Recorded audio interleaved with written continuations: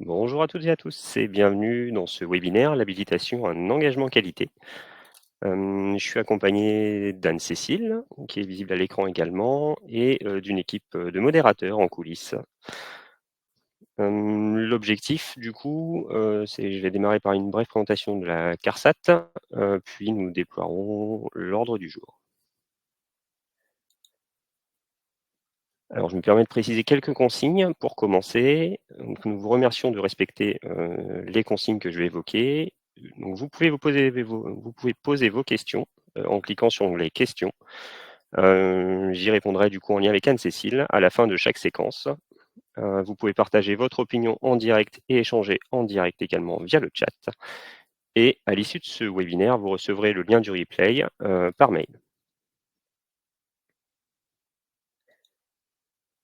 Donc, comme évoqué, pour commencer, une brève présentation de la CARSAT Bretagne. Donc la CARSAT, c'est un ensemble de services, c'est l'assurance maladie, risques professionnels. Donc on intervient du coup sur la prévention des risques professionnels auprès des entreprises, avec de la prévention par secteur d'activité, des formations, objet de ce webinaire aujourd'hui, des incitations financières et des informations pratiques, notamment partagées sur le réseau site internet de la CARSAT et par l'Institut national de recherche et sécurité.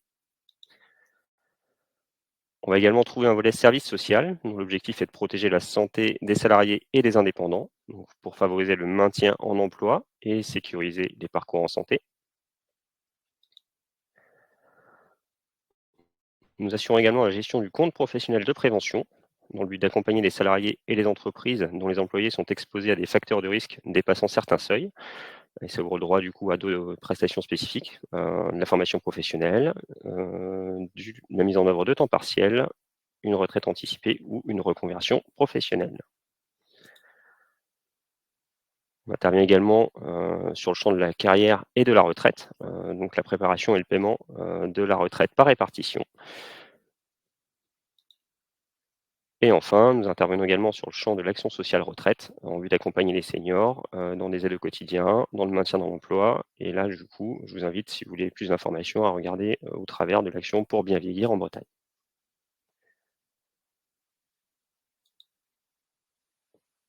Pour démarrer ce webinaire, je propose de prendre un temps également pour présenter la nouvelle équipe formation. Donc Anne-Cécile, qui m'accompagne aujourd'hui, qui est assistante gestionnaire.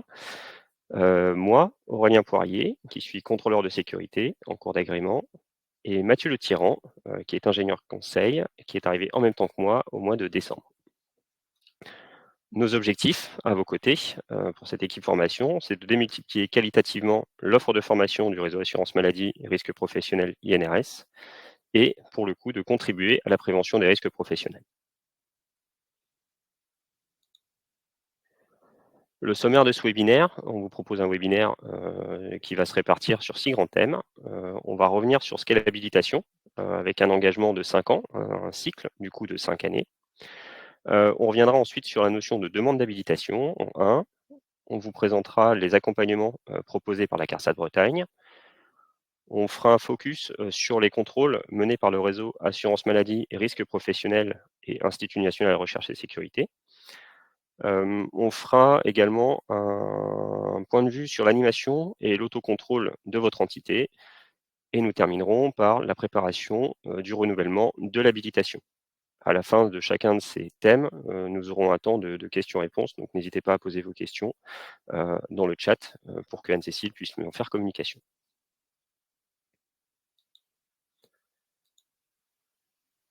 Donc, comme on évoquait l'habilitation, on est bien sur un cycle de 5 années qu'on vous a représenté avec un principe de freeze qui on est là du coup de 2024 jusqu'à 2030, avec une préparation d'une demande d'habilitation, une première habilitation qui sera obtenue, et tout au cours de cette habilitation, qui est valable de 5 ans, un accompagnement de la CARSAT Bretagne, des actions de contrôle, des actions à votre niveau d'animation, notamment de vos équipes et des formateurs et formatrices que vous faites intervenir, et d'autocontrôle de votre entité. Et puis le champ préparation du renouvellement de votre habilitation en vue de poursuivre et du coup de repartir sur un nouveau cycle de 5 années. Alors quand on parle d'habilitation, on parle forcément de démultiplication de l'offre de formation du réseau que j'évoquais tout à l'heure. Donc, je vous propose d'aborder les dispositifs qui sont démultipliés. Donc, on va retrouver tout ce qui est associé au sauvetage, secourisme au travail. On va retrouver tout ce qui est lié à la prévention des risques dans le secteur de l'aide et du soin à domicile, un dispositif ASD. On va retrouver ce qui est adossé à l'évaluation des risques professionnels et les salariés désignés compétents, VRPSDC, en cours d'évolution. On va retrouver le dispositif dédié personnes ressources du projet de prévention TMS, troubles musculo-squelettiques. On va retrouver le dispositif dédié prévention des risques liés au montage, au démontage, à l'utilisation des échafaudages de pied et des échafaudages roulants. La prévention des risques dans le transport routier et les activités logistiques. La prévention des risques liés aux interventions en espace confiné, le CATEC. La prévention des risques dans le secteur sanitaire et médico-social, SMS. L'initiation à la prévention des risques psychosociaux. Et enfin, la prévention des risques liés à l'activité physique avec le PRAP industrie, bâtiment, travaux publics, commerce, activités de bureau et sanitaire et médico-social.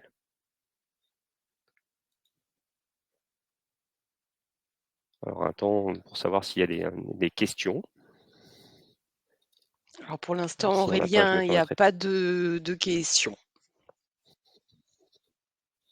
Ok, eh bien, je vous propose de continuer de dérouler mon intervention. Alors, premier thème abordé ensemble, du coup, la notion de demande d'habilitation. La demande d'habilitation, elle se fait via un site dédié qui est FortPrev et elle se déroule sur 3 étapes qui sont bien distinctes.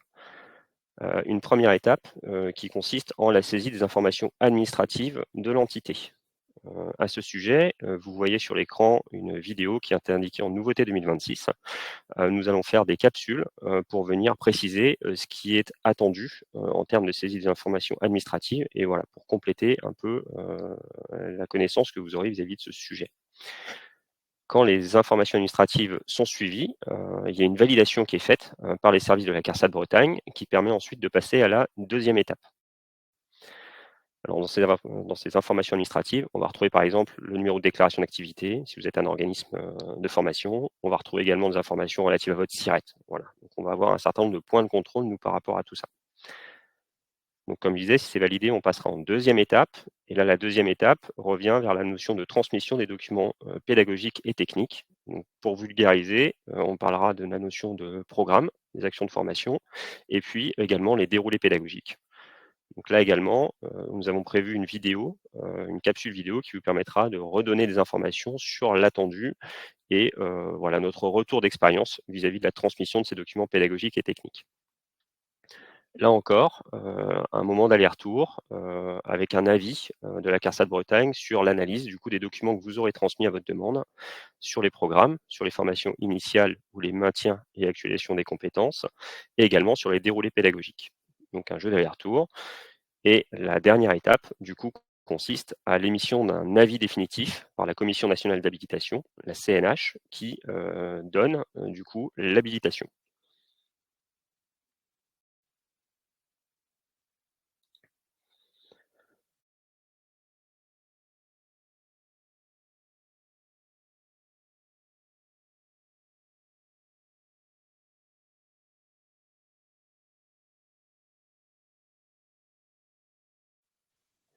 Oh, désolé, les aléas du direct.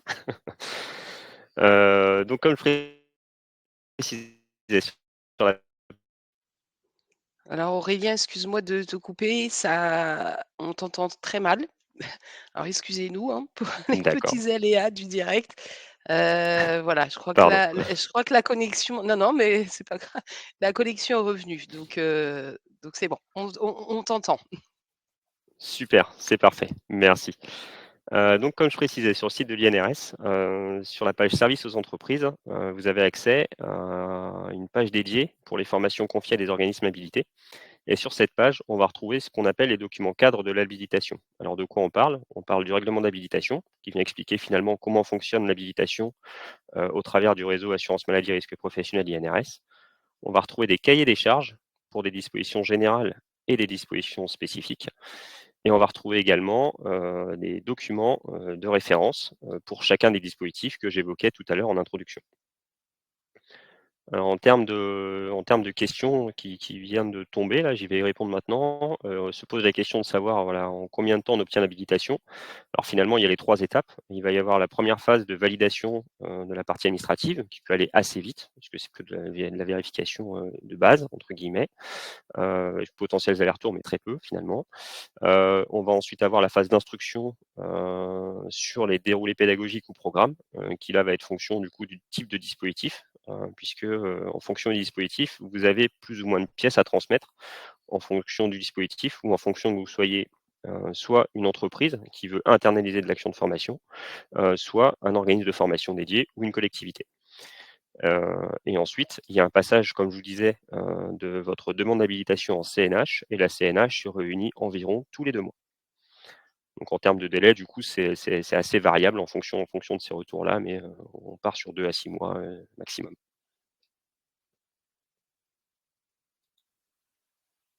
En outils et documents, pour vous aider à préparer votre demande d'habilitation, on va retrouver les clouds de l'INRS, qui sont, communiqués à l'issue des formations de formateurs, lorsque les formateurs sont certifiés. Donc il y a un cloud qui est dédié pour, les formations sauveteurs secours du travail. Il y a un cloud qui est dédié pour les formations prévention des risques de l'activité physique et vous avez un cloud qui est dédié pour les dispositifs sectoriels. Et là, je pense par exemple au SMS ou au TRL. Donc là, pareil, les liens du coup seront sur le support que vous avez à votre disposition. En termes d'outils, vous avez également, FortPrev et sur FortPrev, une rubrique aide et assistance que vous voyez apparaître en bas sur la gauche du site là, voilà, qui vous permet d'avoir accès à des foires en questions et à des manuels d'utilisation pour vous guider lors de votre demande d'habilitation.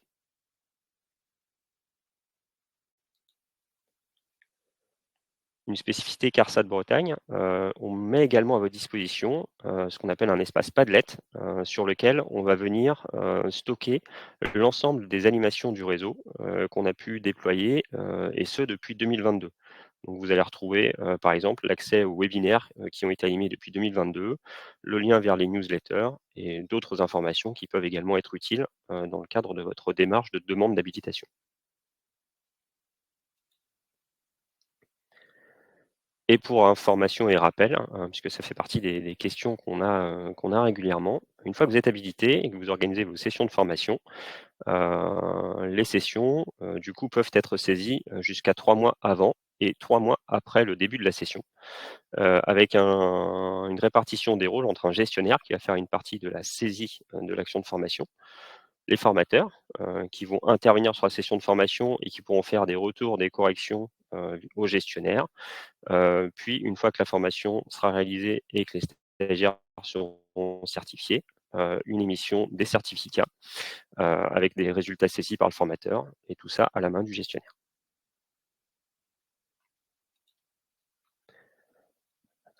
Alors Anne-Cécile, je me permets de revenir vers toi pour savoir s'il y a des questions éventuelles auxquelles je pourrais répondre.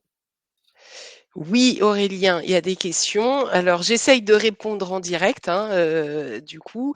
Alors, la question, c'était alors, il y avait comment par rapport aux Padlet. Oui. Donc, du coup, là, on répond, hein, sur le chat, des questions. Je reviens un petit peu parce que du coup, effectivement, il y a eu, des comment dire? Des questions qui sont apparues sur le chat. Donc il y avait une question par rapport au délai pour obtenir l'habilitation.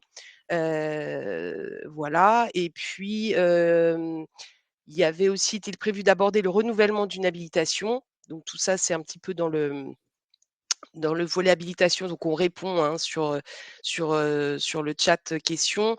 Donc à peu près, il faut compter 6 mois, hein, dans le délai, pour l'instruction d'une demande d'habilitation. Pour le renouvellement, c'est à peu près pareil, mais on va peut-être aborder, Aurélien, si tu Oui. veux, par rapport à FortPrev. Et juste avant, il y avait une autre question, c'était par rapport au PRAP, s'il était ouvert qu'au TP ou BTP. Alors, j'avoue, c'est Pauline Olivier qui a posé cette question.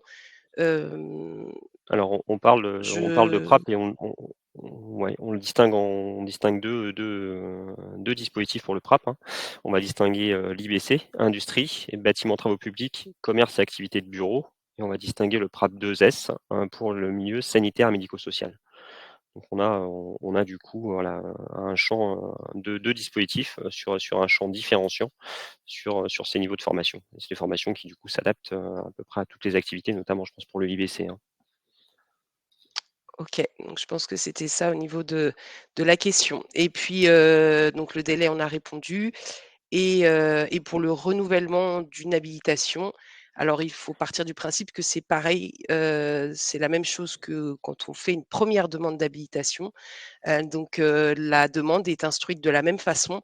Donc il faut pareil prévoir à peu près un délai de 6 mois entre le moment où vous posez enfin vous entamez votre demande, sous forprev, et donc par rapport à l'instruction aussi.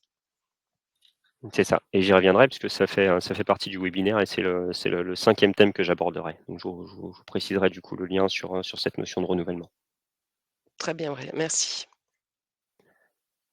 Hop, je continue pour qu'on tienne le timing. Je vais vous parler maintenant de la notion d'accompagnement de la CARSAT Bretagne, donc ce en quoi on peut vous aider, puisque c'est bien l'objectif, hein. Donc on est bien toujours sur la notion d'engagement de 5 années, pour lequel, on distingue un accompagnement en 2 temps. Dans nos objectifs, lorsque, votre dossier passe en commission nationale d'habilitation et que vous êtes, habilité à déployer les actions de formation, l'idée serait la mise en œuvre enfin l'idée est la mise en œuvre d'un webinaire de bienvenue. On vient vous présenter, qui on est, qui sont les interlocuteurs pour vous, au sein de la CARSAT Bretagne. Vous parlez, de la carte des organismes de formation qui vous permet de référencer votre offre de formation et de la diffuser. Vous redonnez les contacts utiles, je pense notamment aux mails, voilà, pour, qu'on puisse répondre à vos interrogations et ou difficultés et puis, l'ensemble des outils, sur lesquels vous allez pouvoir vous adosser, dans le cadre de votre habilitation et du déploiement, des actions de formation, heu, par votre organisme de formation ou votre entité, si vous êtes entreprise ou collectivité.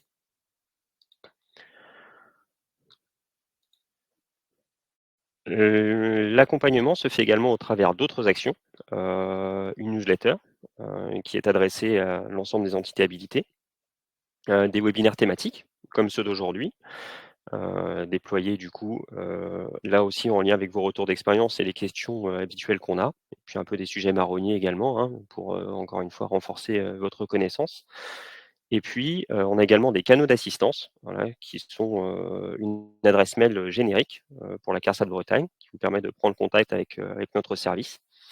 Vous avez également du support et du soutien via, Forprev avec, le site Forprev et un contact support dédié et puis un numéro de téléphone qui est joignable les lundis, mardis et jeudis de 10 heures à 13 heures. Voilà, avec le numéro de téléphone qui s'affiche et qui sera reporté sur le support.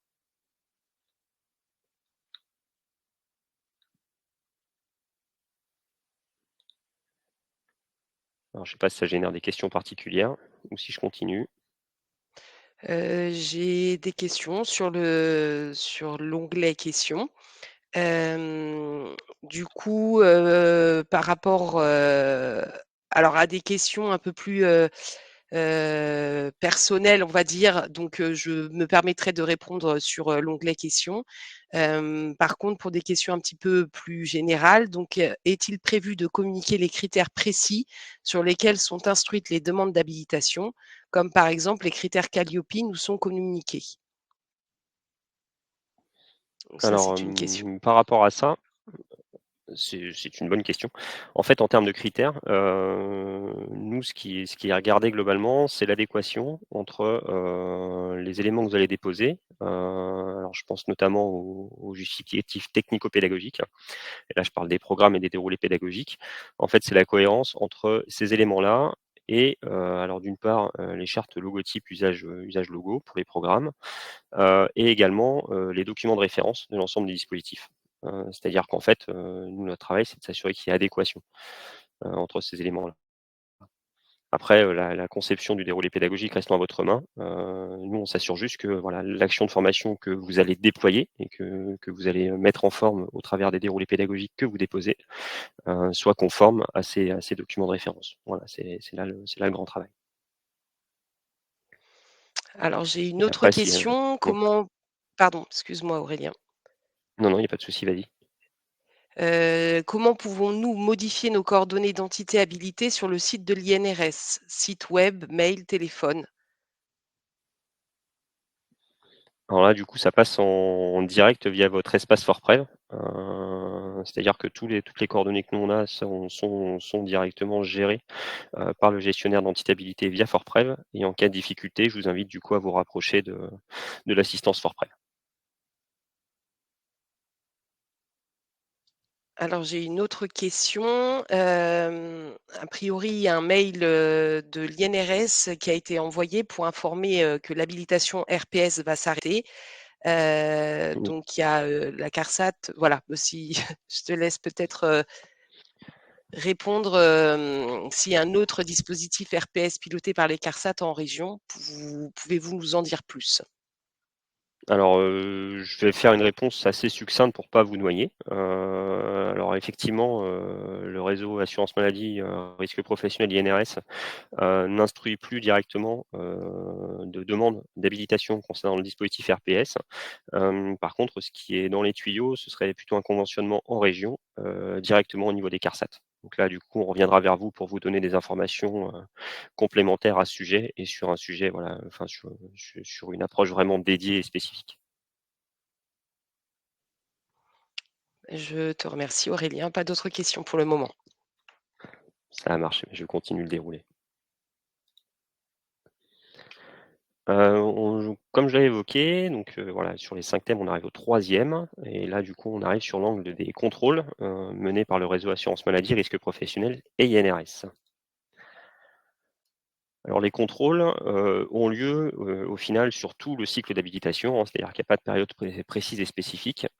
Sur votre cycle de 5 ans, vous pouvez être contrôlé une ou plusieurs fois, en fonction, voilà, des évolutions des documents de référence, des remontées d'informations qu'on pourra avoir et de nos plans de contrôle.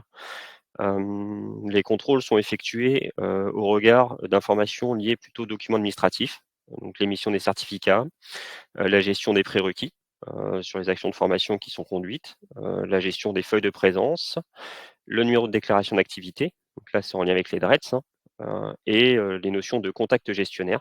Alors ça c'est pareil, hein, il nous arrive assez régulièrement de faire des rappels par rapport à ça. N'hésitez pas à avoir, au moins 2 gestionnaires, sur vos entités habilitées, puisque en cas de départ ou d'absence, du gestionnaire quand il n'y en a qu'un seul, ça devient tout de suite un petit peu plus complexe.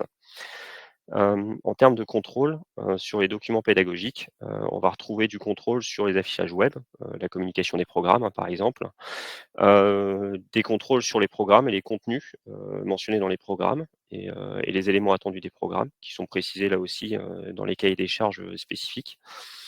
Des contrôles sur les déroulés pédagogiques. Alors là, ça peut être en lien, par exemple, avec, l'évolution d'un des dispositifs de formation. Parce que quand le dispositif de formation évolue, votre déroulé pédagogique doit évoluer en conséquence, puisque c'est, la ligne qui est suivie lorsque vous animez vos sessions de formation avec votre réseau de formateurs et formatrices. Et puis également du contrôle, sur le matériel pédagogique obligatoire lorsqu'il est mentionné dans les documents de référence. Ces contrôles sont menés de 2 façons, soit sur pièce, donc là en général on vient vers vous et on vous demande de nous communiquer, un dossier d'une session de formation que vous avez assurée. Et de façon plus spécifique, pour ce qu'on appelle les niveaux 2, donc la formation des formateurs et formatrices, on peut déclencher également des actions de contrôle sur place.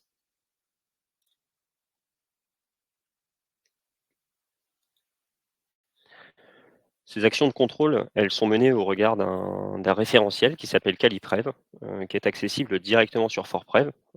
C'est-à-dire qu'en fait, sur ForPrev, vous pouvez avoir accès à ce référentiel et savoir ce qu'on entend, et ce qui est contrôlé, en termes de qualité de démultiplication d'actions de formation. Donc c'est notre support de contrôle et il est valable pour toutes les entités habilitées, que ce soit des organismes de formation, les entreprises qui ont internalisé l'action de formation ou les collectivités. Et en fait, ce référentiel Caliprev, il va s'adosser sur les exigences des documents cadres de l'habilitation qu'on évoquait tout à l'heure, donc le règlement d'habilitation, les cahiers des charges en dispositions générales et dispositions spécifiques, et également les documents de référence de chacun des dispositifs de formation démultipliés. Alors ce référentiel, il a évolué en décembre 2024, des modifications qui sont plutôt minimes, hein. C'est des requalifications d'écart et des reformulations dans le référentiel.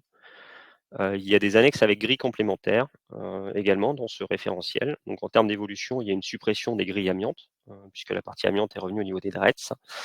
La grille, concernant les travaux en atmosphère confinée, a été réactualisée et également, une actualisation pour la grille échafaudage de pied sur la recommandation R408 et la grille échafaudage roulant sur la recommandation R457.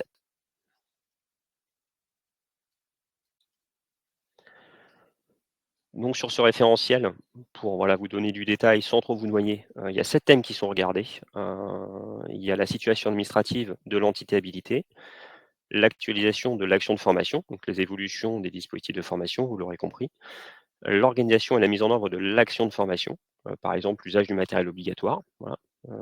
La communication, et là c'est via les programmes et vos sites web par exemple, les moyens matériels techniques qui sont utilisés, la gestion des formatrices et formateurs et la gestion et l'émission des certificats et des certifications associées.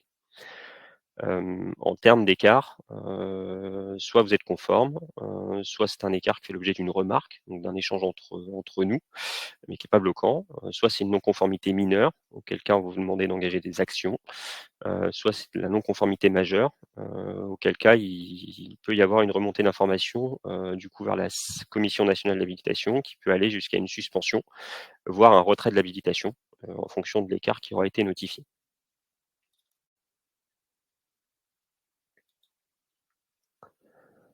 Pour vous donner quelques chiffres, voilà, pour rendre un peu plus concret, nos actions par rapport à ces opérations de contrôle. Donc en 2023, c'est 210 opérations de contrôle qui ont été effectuées avec, voilà 55% de non-conformité mineure et majeure. 2 organismes de formation, qui ont fait, l'objet d'une alerte à la commission nationale d'habilitation. Donc on dit seulement parce qu'au vu du nombre que vous êtes, au final, c'est peu. En conséquence, c'est qu'il y a un des organismes de formation qui était suspendu. Et là, du coup, je vous parlais tout à l'heure du Padlet et de notre newsletter. Donc, on passe régulièrement, du coup, dans notre newsletter des bilans et des conseils par rapport aux opérations de contrôle qu'on fait et aux moyens de remédiation.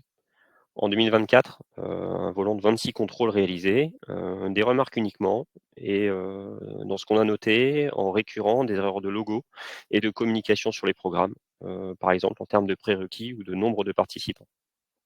Donc par rapport à ça, on vous diffuse via ce support, la charte d'utilisation des logotypes, voilà, sur laquelle on vous demande de voilà, d'avoir un œil puisque ça fait l'objet de, comme vous êtes, de remarques, sur les opérations de contrôle que nous menons. Et si je vais maintenant vers les perspectives, donc on a un plan de contrôle qui est acté, qui va s'étaler de 2025 à 2028.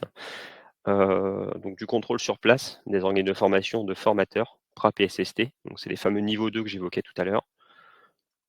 Du contrôle sur place ou sur pièce pour les organismes habilités sur les dispositifs de formation en lien avec des programmes de prévention du réseau assurance maladie risque professionnel. Donc, sur les dispositifs TMS, VRPSDC, APTRL et également du coup SMS. On aura également du contrôle sur pièce sur 30% des autres organismes habilités hors SST. Alors principalement sur les nouveaux organismes habilités et également sur les organismes qui ont déjà fait l'objet d'alerte ou d'une notification d'écart majeur. Donc c'est en termes de poursuite des plans d'action, hein, vous vous doutez. Et on aura également du contrôle à titre exceptionnel d'organismes habilités, sauvetage secourisme au travail, en cas de suspicion de fraude par exemple.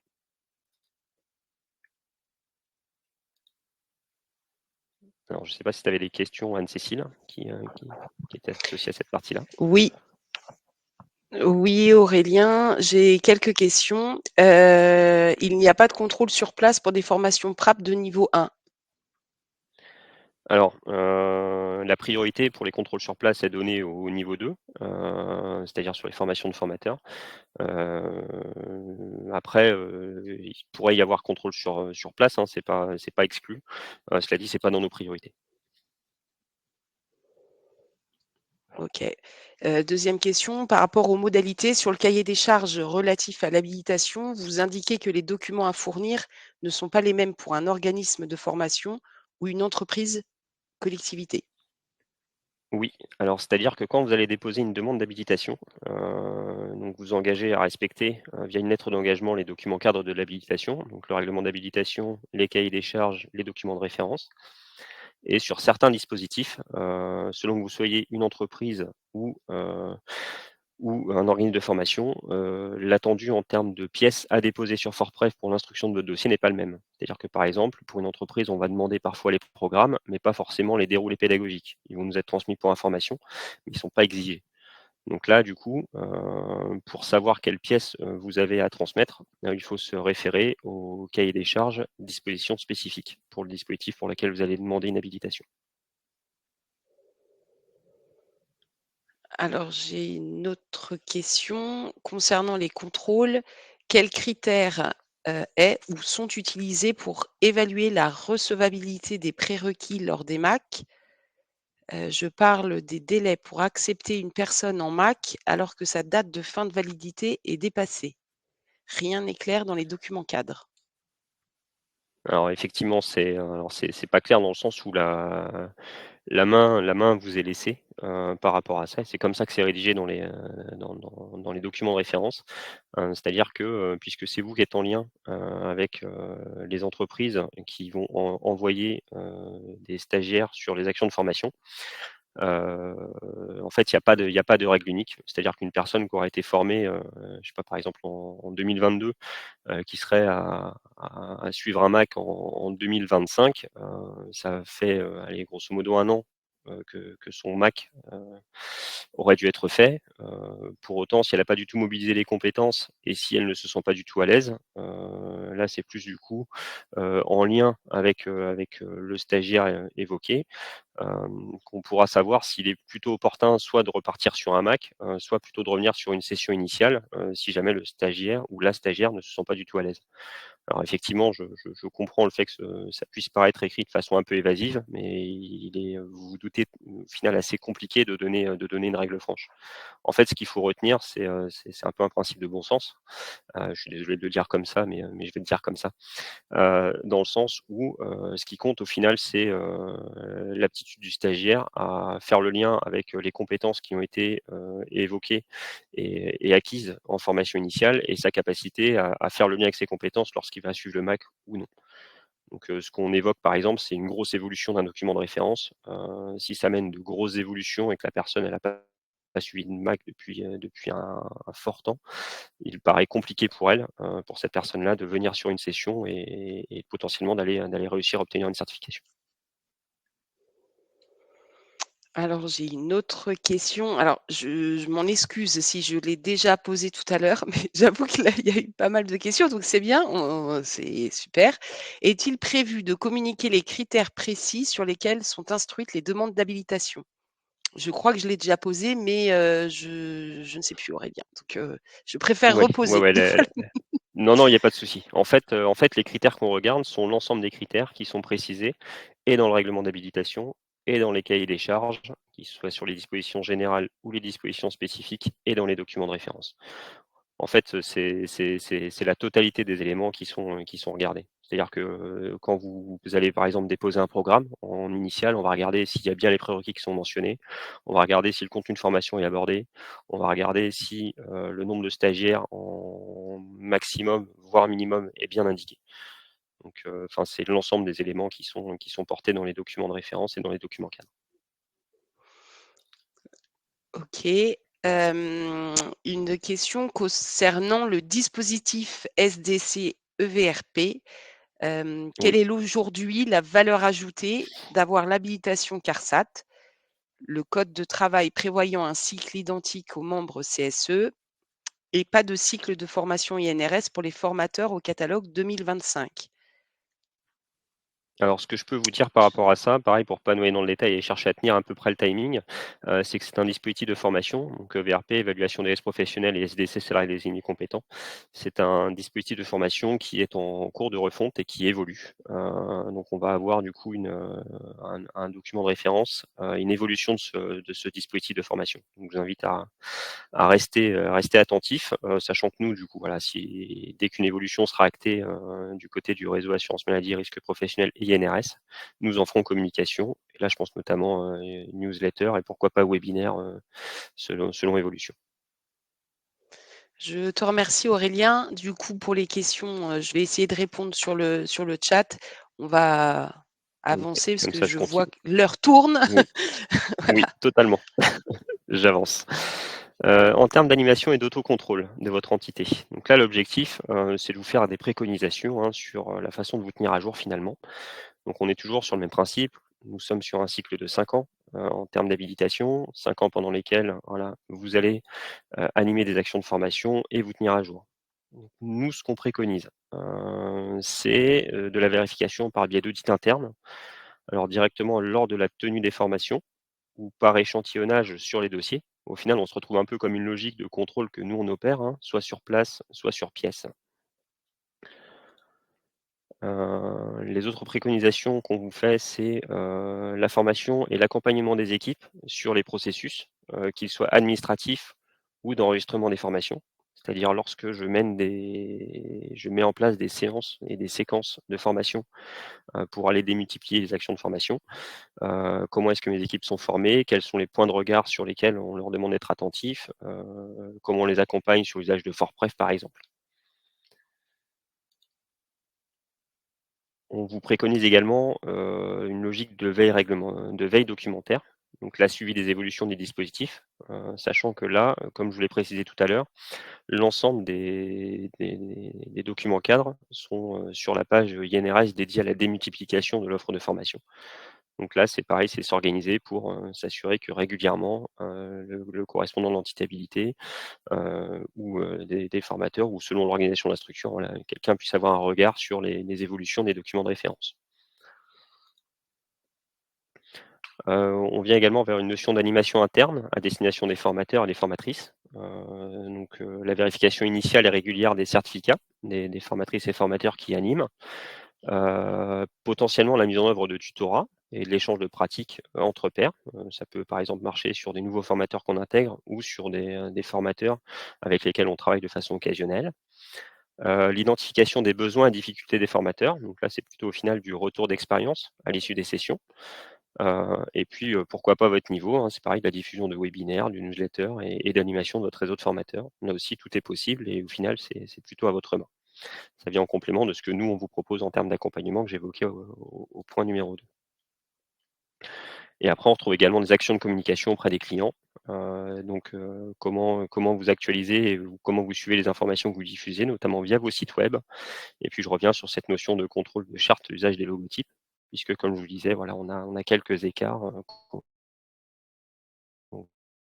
constatés par rapport à tout ça. Alors, je reviens vers toi, Anne-Cécile. Est-ce que tu as des questions? Non, pas pour l'instant, pas de nouvelles questions. Ça marche. Eh ben, j'avance comme ça. Nous allons aller vers le 5e thème, qui sera voilà, le dernier thème abordé. Donc, on en vient à la préparation du renouvellement de votre habilitation. Donc, comment ça fonctionne? Vous partez sur 5 ans. Pendant cette durée-là, vous devez vous tenir à jour en faisant de la veille avec voilà, les préconisations qu'on vous a fait sur le point précédent. Vous allez recevoir via FortPref du coup une alerte 1 an avant l'échéance de votre habilitation. Donc là, nous, ce qu'on vous préconise, voilà, c'est les questions que vous pouvez être amené à vous poser, que vous pouvez vous poser pour préparer sereinement votre renouvellement, parce que là, du coup, vous êtes à 12 mois de l'échéance, avec une durée d'instruction qu'évoquait Anne-Cécile tout à l'heure de 6 mois. Donc, ça vous laisse un petit peu de temps. Donc un regard sur les documents cadres, s'ils ont évolué ou pas. Donc règlement d'habilitation, cahier des charges et puis doc de référence. Désolé, je fais un petit peu de martothérapie. Savoir si vos activités ont évolué. Est-ce que dans mes équipes administratives, j'ai du mouvement? Est-ce que dans ma façon d'enclencher la mise en œuvre des actions de formation, est-ce que j'ai des évolutions? Et pareil, du côté de mes équipes de formation, est-ce que j'ai eu des évolutions dans les personnes à qui je faisais appel? Quel accompagnement j'ai en place pour mes équipes, pour les équipes en place, pour les nouveaux arrivants, pour les co-traitants, notamment dans le cas d'évolution, par exemple FortPref va évoluer. Comment je m'assure du respect, des engagements qu'on a pris en termes d'entitabilité? Puisque, quand on s'habilite, on signe une lettre d'engagement. Et puis, ai-je intégré des remarques suite aux contrôles qui ont été menés par le réseau Assurance Maladie Risque Professionnel et Institut National Recherche et de Sécurité.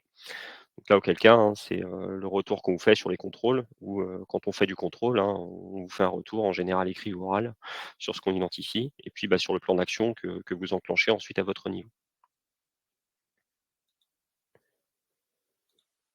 Donc pour résumer, si on revient sur la notion d'habilitation, donc vous allez avoir à préparer votre demande d'habilitation ou le renouvellement. Vous allez partir sur l'obtention de votre habilitation suite au passage de votre demande à la Commission nationale d'habilitation. Quand vous êtes une entité habilitée, on vous propose un accompagnement avec l'ensemble des outils qu'on a évoqués tout à l'heure, avec les webinaires comme aujourd'hui et puis les newsletters, également via la boîte mail générique qu'on vous a indiqué tout à l'heure. Pendant votre cycle d'habilitation, vous pouvez être amené à être contrôlé. Et là, l'objectif, c'est du coup d'assurer la qualité des actions de formation qui sont démultipliées. On vous invite du coup pendant votre cycle d'habilitation à animer votre réseau de formateurs, vos équipes en interne et également à vérifier que vous êtes dans les clous via de l'autocontrôle. Et puis, 1 an avant, comme je l'évoquais tout à l'heure, vous serez invité du coup à préparer votre renouvellement d'habilitation avec les questions que j'ai évoquées juste avant d'aborder ce thème-là.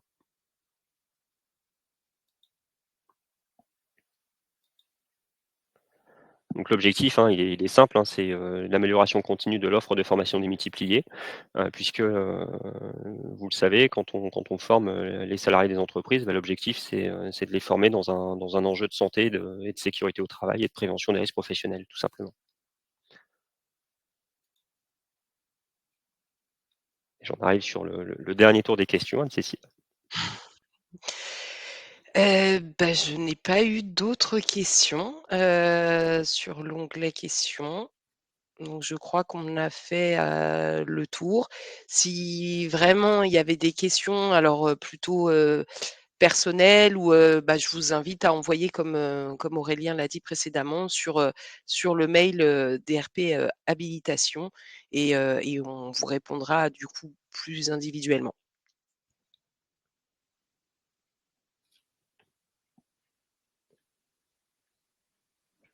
Hop, alors vous avez un message qui a dû s'afficher sur votre écran, vous envoyant vers un questionnaire de satisfaction. On parle d'amélioration qualité, alors nous aussi on joue ce jeu-là, de l'amélioration continue. Donc n'hésitez pas à répondre à ce questionnaire de satisfaction pour nous faire part de vos observations et remarques, suite à ce webinaire, pour que nous aussi on puisse s'améliorer et vous proposer des webinaires, les plus pertinents possibles. Il me reste à vous remercier de votre attention et du léger dépassement, parce qu'il est 12h42. Comme je le précisais, vous recevrez le replay de ce webinaire par email dès la fin de celui-ci. Le support de présentation vous sera également envoyé. Et puis comme on vous le disait, n'hésitez pas à remplir le questionnaire de satisfaction pour qu'on reste pertinent. Merci à toutes et à tous et je vous souhaite une bonne journée. Bonne journée. Juste, il y a le questionnaire apparemment, ça ne fonctionne pas, hein, donc peut-être une erreur, un petit problème technique. Pardon, peut-être qu'on vous le renverra. Du coup, on va voir comment on peut résoudre la chose et puis, l'envoyer peut-être, un peu plus tard par mail. On verra Aurélien de quelle manière. Mais en tous les cas, si Ouais, vous le recevez, a posteriori, merci d'y répondre. ouais, vos Bonne retours nous sont journée. importants. Bonne journée à vous.